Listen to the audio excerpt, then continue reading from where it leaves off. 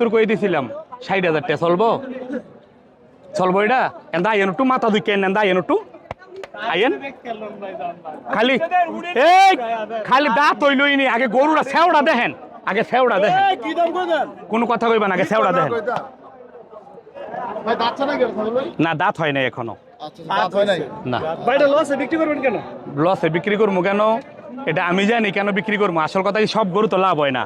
যেই গরুটা কিনাই যদি আপনার দেখি যে আর